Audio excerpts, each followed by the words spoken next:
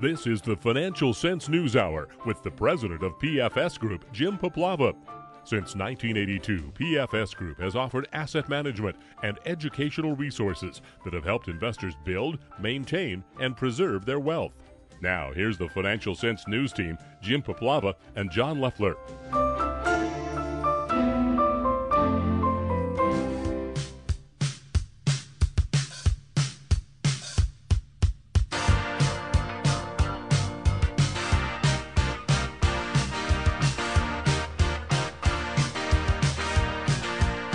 The central banking world was formerly rather flat.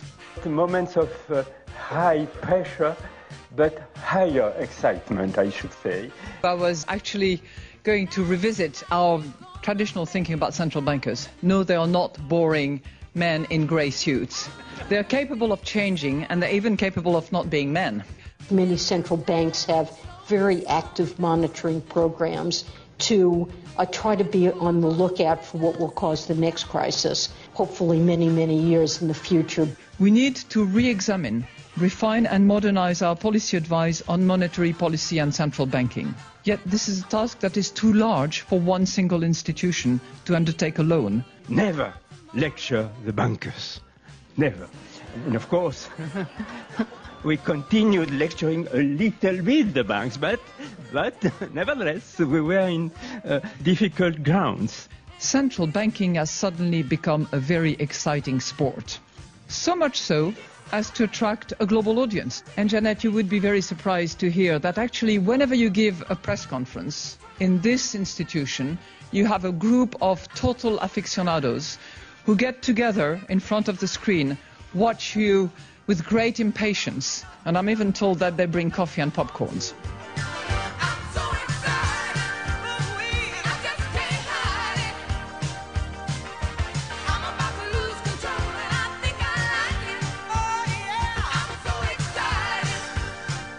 Hi, everyone. I'm Jim Poplava, and welcome to the Financial Sense News Hour. Up on deck in the first hour, we're going to have Tom McClellan with us. Tom sees higher stock prices, but somewhere down the road, we're going to get a correction here. Tom will be here to tell us about that. And we're also going to talk about that old adage, sell in May, go away. What's happened? Last 2 years, we've had some of the best summer rallies. Although Tom says there is a possibility here sooner or later we're going to get a correction. He'll be here to tell us in the first hour. Ryan Poplava will be here on what moved the markets this week. We'll also have Rob Bernard here talking about the fixed income markets.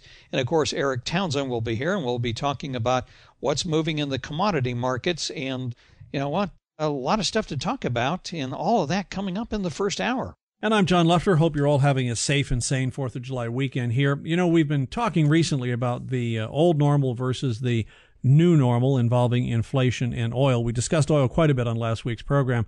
Today we're going to look at the mechanisms of the new normal so that you understand how the flow of events occurs inside this environment. A lot of people right now are bearish because of everything that has changed since we went through the stock market crash and change in 2007, 2008. And as a result, they're trying to operate in this new environment under the old rules, and that never works.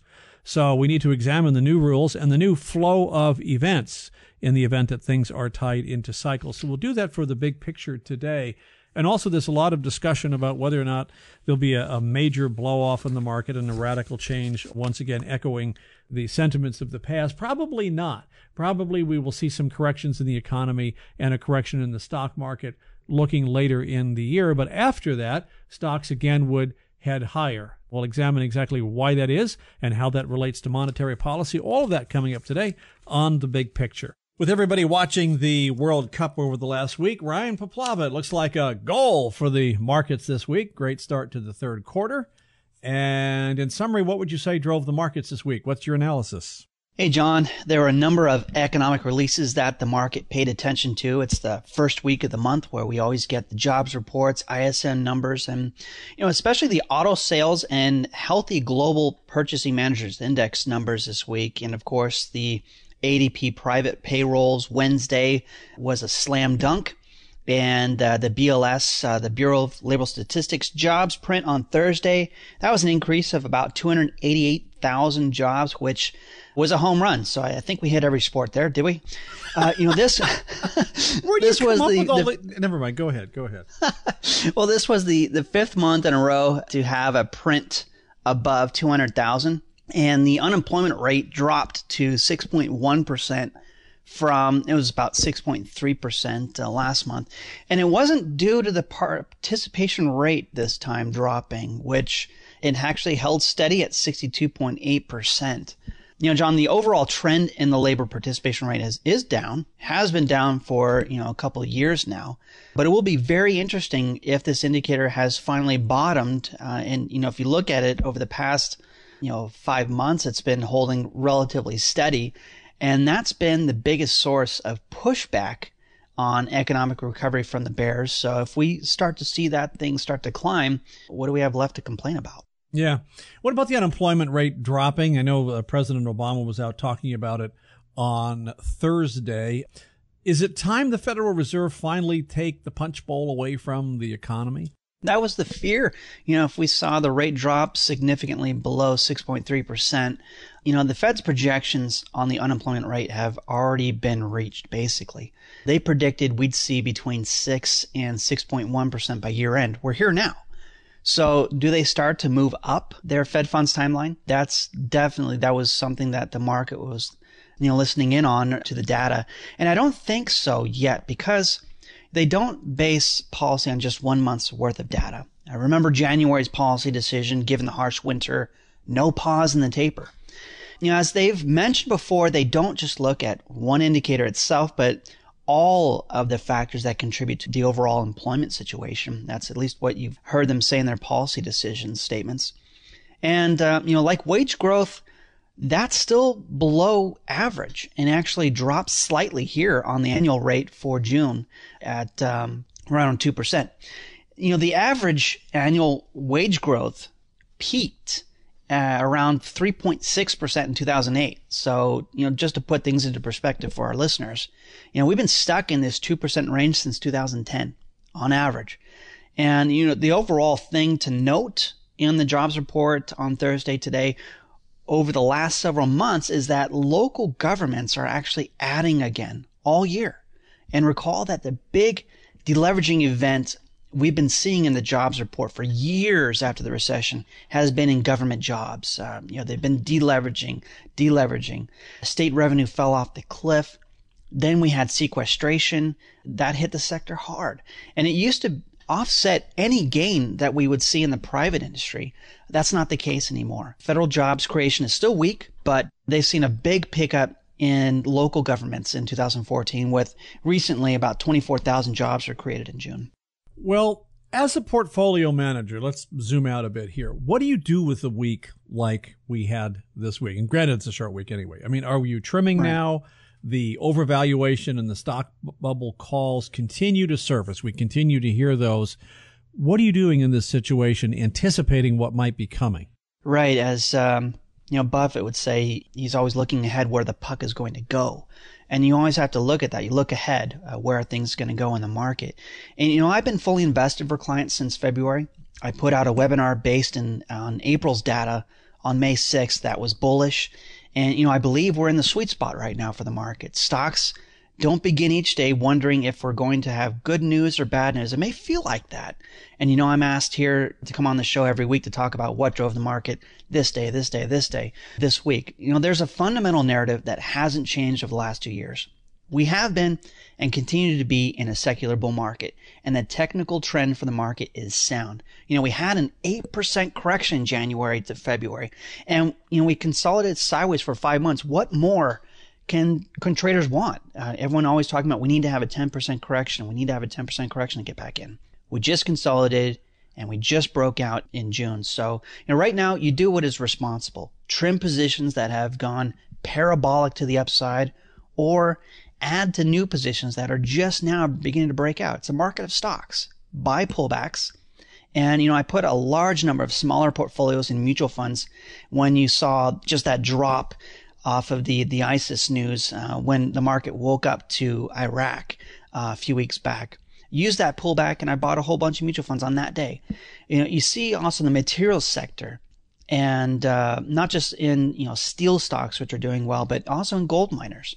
Look like we may be looking at a long-term bottom here. Some already have, like I mentioned, I think last week or the week before. Late-stage cyclicals are the place to be, but if you're into growth, some of those momentum stocks in internet and biotech names that got hit, if you're looking for a trade, those are coming back. It was a good thing to see the NASDAQ break above those March highs. And there's nothing more bullish, John, I say, than higher highs. And, for new clients that are just coming on board, I'm adding to positions that have consolidated in existing positions in financials and healthcare. But I'm also adding to new positions for clients in large cap energy stocks that are just breaking out of multi-year highs here, and material stocks, which look like they're making, like I said, that long-term bottom. Remember, like I said, it's a market of stocks. There's always something that's breaking out of a consolidation or pulling back to support. And, as I've kind of stolen from Stan Weinstein, he always says, you got to make sure your portfolio is in gear with the market. So it's a constant discipline here that doesn't matter where an investor comes in, there's always something to do. Speaking of oil stocks, Jim and I talked at length last week about the current progress of the petro business cycle. What are you doing in the energy portfolio that you manage? Well, John, I couldn't be happier with the energy portfolio I manage, which is in a lot of service and shale plays. The trends are positive. Some of them, I talked about parabolic. That just means that they're well away from their mean averages and they're just climbing. I couldn't be happier, like I said. But, I think the best thing right now is that oil prices are staying tame, with Libya's government reclaiming 2 of the eastern oil terminals. And ISIS is stuck kind of north of Baghdad, although they did claim some territory in Syria. They just claimed one of their largest oil fields, which produces about 75,000 barrels a day. They haven't pushed into Kurd territory to the northeast in Iraq or to the Shiites to the south, where most of the production is. But it's interesting that on the day they claimed that territory in Syria, oil's down. And, as I've said, in June, oil prices act as a tax on the economy, and we could see growth slow if it does rise on geopolitical upheaval in the Middle East, which is a concern I have for the overall economy. And that's something I'm watching on a regular basis. And investors do not like uncertainty. And ISIS is, if we look at it, it is a destabilizing force in the Middle East. And, that cannot be taken lightly, even though they've kind of stalled here in Iraq. This is a marathon for them. It's not, a sprint. So definitely something to continue to watch there for energy and the general economy. Also, the hurricane season is here. Yeah, you're right. Hurricane Arthur has already been declared as of Thursday. And of course, everyone begins to watch where the tracks go on that one. Right. Especially if we get, as a hurricane season, I think we had Evelyn Garris early this week. Right. Talking about it is El Nino season and we should see a pickup. On the premium channel. Right. So it'll be interesting to watch the offshore supply. Any kind of disruption could raise prices. But, I don't think quite as much because we've seen most of the growth in drilling has been on land. You look at the oil rig count from Baker Hughes and that the growth is all on land drilling. But remember, though, there are a lot of refineries down there near that Gulf, even though we just broke ground on one of 2 new refineries last year in North Dakota. Still, like I said, a lot of that refining power is down there, and any disruption there could really affect prices. Yep, and as it is always and everything. All right, Ryan Perplava, we'll have to continue watching the Middle East as things develop. As I've mentioned before, I think, on the show, what you're seeing here, people are saying, well, the Middle East is unraveling. I said, no, it's just breaking up the old boundaries that were set by the Sykes-Picot Agreement and successive agreements at the end of World War I, Versailles, and other things like that. And everything's reverting back to earlier alliances of a religious nature, political nature, familial nature. And maybe that might be better because I looked at a map of just the religions and the general areas, and the Shiites and the Sunni all cross each other in these boundaries that we've defined for Iraq and Syria. You look at those. If we just build the boundaries around the religions, I think the region might actually stabilize. It's going to be interesting to see where the Kurds come out on this one because they have been clamoring and pushing for their own state. They've been straddled inside Turkey, Iraq, and Syria for all of these years, for like a century here, and they've just wanted to have their own state. They're a separate people, to saying, give us a little chunk of each of them and let us form Kurdistan. So we'll see whether or not that goes, because ironically, it's forming one of the more stable areas in Iraq right now. But it's like a chessboard where the pieces are all constantly moving. That's what makes it not unstable, but just hard to monitor and predict because of all the layers of influences going on. And of course, as you said, investors don't like that. But if some people would like to contact you, Ryan Paplava, what's the best way to reach you? Well, you can call me, not this weekend, but next week. Call me at 888-486-3939, or they can just write me, send me an email at ryan@paplava, PUPLAVA.com. You're listening to the Financial Sense News Hour at financialsense.com.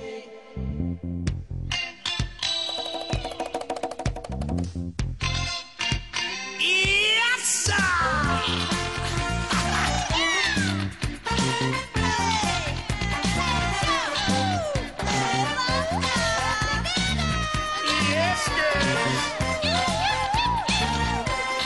Financial Sense News Hour listeners should remember that our premium members are able to hear the weekday Financial Sense News Hour, featuring interviews with top economic commentators and experts. If you're not a member, here's one of the interviews you missed this week. Joining us on the program is Evelyn Garris, editor of the Browning Newsletter. Evelyn, let's begin with the hurricane season. Look like we're getting our first one here.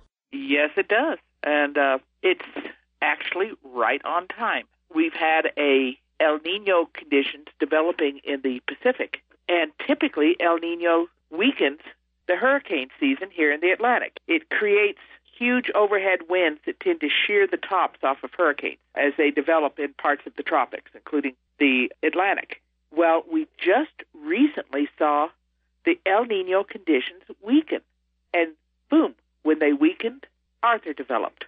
And the way Arthur developed is there was a storm that went off the East Coast, entered those hot Atlantic waters, and just grew. And without the strong winds from the El Nino shearing off the top, it's been able to grow. And so it's staying away from the Gulf. The Gulf would be more dangerous for us. It's just going up the East Coast. And apparently it's read the bumper sticker and it loves New York. And so it's heading up that way up the East Coast. Well, the old saying, sell in May and go away, isn't working again for the second year in a row as stock markets are up in record territory. We've got the S&P approaching 2,000 and the Dow just a couple points away from 17,000. Joining us on the program is Tom McClellan from McClellan Oscillator. Tom, let's talk about the markets where we are. There is that adage, sell in May, go away, but that hasn't worked for the last 2 years. What's going on here? Well, the only reason that we still have that saying is that there's even been studies on this. People believe a statement more if it rhymes. And so we all learned about if the glove don't fit, you must acquit. That Johnny Cochran famously used that. In reality, the seasonal strength that we all know about actually peaks in June, but you can't come up with a catchy statement that rhymes with June as well. So we're still stuck with sell in May and go away. Hey, I got one. How about June, then gloom? Well, nice try, Jim, but you just can't come up with one. And particularly doesn't work, the whole sell in May idea, it particularly doesn't work when you are in the second year of a second-term president. This is one of the things we've looked at. We've been playing around with the different versions of the presidential cycle pattern for years, and one of the things we do is we compare first-term presidents to second-term presidents. And the biggest difference is, usually if you have a brand-new president, especially from a new party, he will typically spend the first 2 years blaming his predecessor for everything and telling us all that it's even worse than I told you before, and the only solution is, whatever program he's got. When you have a second-term president, he typically doesn't spend as much time blaming the guy that came right before him. And so you get a different economic and stock market response to that different sort of political dialogue. When you have a second-term president in his second year, typically the market peaks in July. And so I sent you a chart showing the difference between first-term presidents and second-term presidents. And most of the time throughout the 4-year cycle, they're pretty much the same. But it's during the summer of the second year that things are a little bit different. It's amazing because on the day that we're talking, a poll just came out ranking the president as the worst president since World War II of all the presidents, and yet the stock market generally does better. Well, there's an overly stated belief in a lot of people that the president really has any sort of influence at all on the economy, and it's just not that demonstrable. he still gets the credit or the blame for whatever happens, but he doesn't really have that much control over it. What really controls it is what the Fed does. And right now, the Fed is still pumping a diminished amount of money every month into the economy. $35 billion a month is less than $85 billion, but $35 billion is still a lot of money, and that's giving us this very low volatility, linear uptrend. At the point when the Fed levels off again, we'll see if we get the same effect of what happened in 2010 when they shut off QE1 and we got a flash crash, and 2011 they shut off QE2 and we got an 18% decline in July of that year. So they learned not to ever shut it off again, but I don't know how they ever solved that problem of trying to get the addict off of morphine. It seems, Tom, that last year around this time we had, anytime the Fed announces a policy change, as Bernanke did last May, you get all the volatility and the convulsions in the market. We went through that, but then the market gets used to it. They've been tapering $10 billion every meeting. Market just sort of yawns. So until they announce some other major change, which I don't know if they're going to do that given what the reaction is, it seems like it's up and away. As you look at this market, and we've come a long way, especially when you take the gains of 2012, 2013, which were spectacular. Then you add even this year with the S&P, up over almost 7%. At what point, and I want to come to this because you hear another one of those sayings, we've gone so long without a 10% correction. But in bull markets, aren't 10% corrections rare events? Well, there's this long-term saying that 10% is a correction and 20% is a bear market. I hate that thing because, suppose you go down 10%. Well, that could be either a correction or it could be a bull market. It doesn't tell you what to do. So I just set that aside, and I say that any move that's against the dominant trend is a correction, regardless of magnitude. But it's easier for a lot of people to stick to round numbers, and so that's why we're stuck with that thing. Again, if we talk about fundamentals for a stock, that really matters a lot. Earnings, dividends, book value, all those things don't matter a lick for the entire stock market in terms of figuring out what the Dow or the S&P is going to do. The only two fundamentals that matter for the overall stock market is, number one, how much money is there? And number two, how much does that money want to be invested? And if you change either of those, then you change the level of the stock market. The Fed is keeping number one taken care of by adding more and more money every month, and so that's helping the market to go up regardless of what anybody thinks. But at the point when the money dries up or when there's a sudden glitch in the lubrication of how that money flows or a sudden little panic, then you have a much bigger opportunity for people to behave like kids when the music stops in a game of musical chairs. You start panicking and trying to grab a chair. And even if you remember playing musical chairs, the panic really starts not just when the music stops, but when people think the music is going to stop. And so if there's an interruption of the song, you'll see people twitching and jumping for a chair. That's the kind of thing that we have the risk for right now in the stock market. The other chart that I sent you was a chart showing the total assets of the Ridex money market fund. Now, people have probably heard of Ridex funds, or the original market timing mutual funds. And so when people who have their money at Ridex want to park their money out of the market, they put it in the money market fund. But when there's a very low level of assets in the money market fund like there is now, that says that people are supremely confident and they want to keep their money working. But any kind of sudden rush for the exits can lead to a selling and can lead to more of a sense of rush and more selling, and we're ripe for one of those events right now. And let me ask you, because we're going to put these charts, by the way, folks, of Tom's chart of the second-term presidents, what happens in the market, and also the Ridex funds, which we were just been talking about, the amount of money in money market. Tom, is there anything out there that you're seeing technically that would tell you, maybe it's time to get a little cautious here, maybe take some profits off the table? In other words, any alarm bells going off? And if there are, where are they coming from? Well, sentiment is horribly bullish. It sounds like a terribly contradictory phrase, horribly bullish. But when everybody's already bullish, they can't get more bullish, but they can get more bearish. We've seen really low levels on the VIX, and now we've seen low VIX levels that have not been confirming the latest additional higher highs. Normally when the S&P 500 makes a higher price high, you get a lower low in the VIX. Well, we now have a divergence in the VIX where the VIX seems to be making a higher low, and that's a big warning sign, a big trading setup for the type of sell-off that I'm thinking we're due for probably in July. I think we're overdue for a sell-off. We had one earlier this year, and we just haven't scared anybody.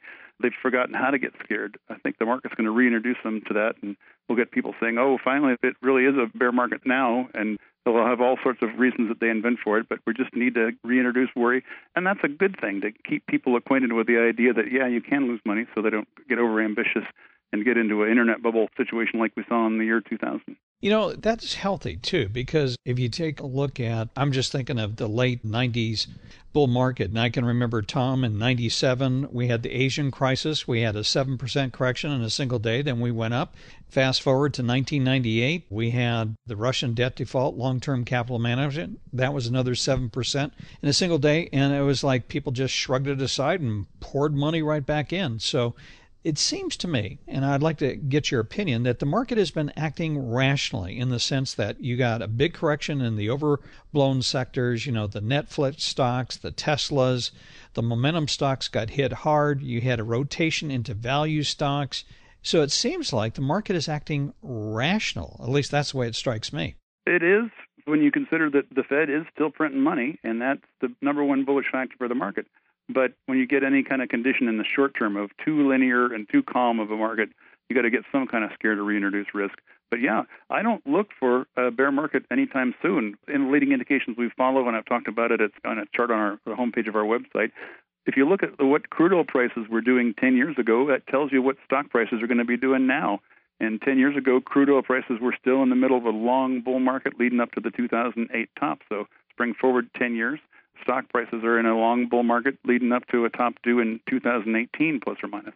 But along the way, you got to have some texture. You can't go in a very linear, precise uptrend. You got to wiggle the pen as you draw the chart on the graph paper. You don't ever get to draw just only with a straight edge, and that's the kind of market we've been in. So we need to have a little bit of a scary event. Oil prices could do it. Geopolitics could do it. Some Fed official saying something inappropriate could do it. I'm not sure what the cause is going to be. I just see the ripe condition for an avalanche, but a small avalanche of limited magnitude. And Tom, if that would happen, do you see anything in terms of coming out? We've had some corrections in the past. It's been referred to as the risk on, the risk off trade, coming out of a scary event with a correction. A good example would have been last year. At the beginning of the year, it was consumer staples, utilities, healthcare. And then when we came out of the taper scare, it was risk on. You had industrials, technology, financials. Would you see a rotation coming out of this? I do. And the two themes that I think are going to be the most important for the rest of 2014. Number one, housing-related stocks should do well into about January of 2015. So the next 6 months looks like a great time for the housing sector. I don't have individual picks within that sector, but the overall sector is depicted by the HGX index or by ITB as an ETF you can trade that tracks that. That should do well for the next 6 months. And I also think that inflation is going to be continuing to rise for the next 6 months. I'm talking about CPI inflation. I'm not sure about anybody else's definition, but I think that we are due to see from some of my leading indications that continued rise in inflation, but then inflation rate